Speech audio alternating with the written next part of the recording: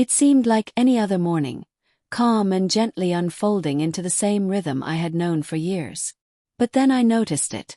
An envelope resting alone on the kitchen counter, perfectly placed, as if it had been waiting for me all along. My name was scrawled across the front in his unmistakable handwriting, bold, steady, deliberate. It stared back at me like a quiet judgment. And though I tried not to admit it, I already understood. I told myself maybe he had left for work early, or perhaps gone to see his mother, leaving a note behind.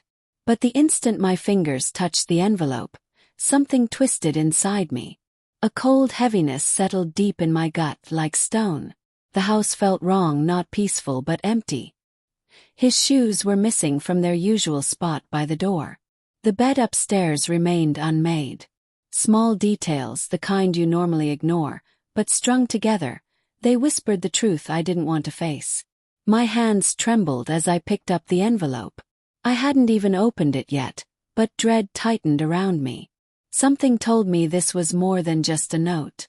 This was a turning point. It felt like standing on the edge of a cliff, holding my breath. With shaking fingers, I slid my thumb under the flap and unfolded the letter. The first words stole my breath. "Goodbye, Emmer." 2 simple words, but they landed like a punch. The rest of the letter held no blame. No fury, no anger. It read as gentle, devastating honesty. Not his truth but mine. Line after line.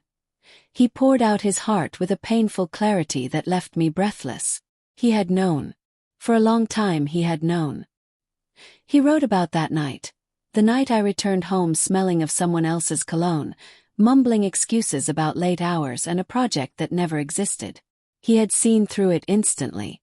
From that moment, he noticed everything. The locked phone, the distant eyes, the forced laughter, the sudden showers, the excuses piled like fragile lies. But he never confronted me. That was what shattered me most. He never demanded answers, never questioned me. He waited. He waited for the woman he loved to come back with the truth. But I never did. Instead, I drifted further, and he watched silently as the person he knew dissolved into someone else.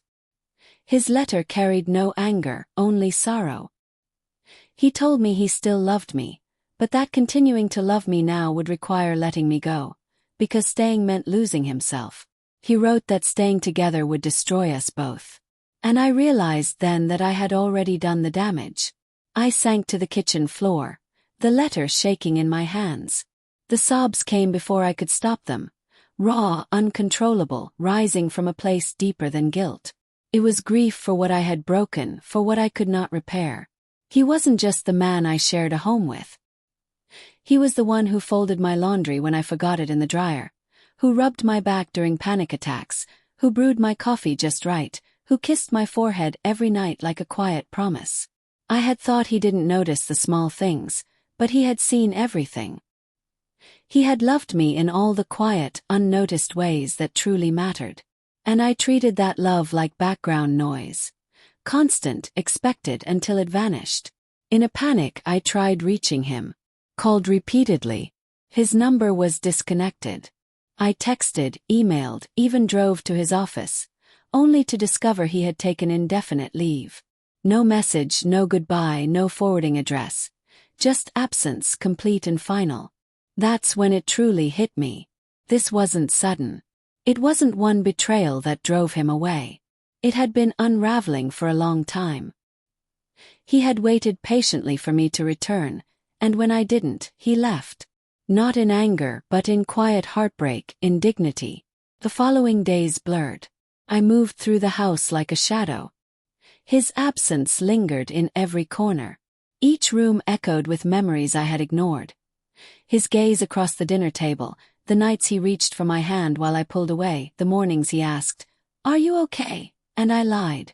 I thought of every chance I had to be honest, to apologize, to try. I thought of all the moments I let slip because I couldn't face what I'd done. Now I couldn't even say goodbye properly. Weeks passed, then months. Eventually, I heard from someone that he had moved to a small, quiet town.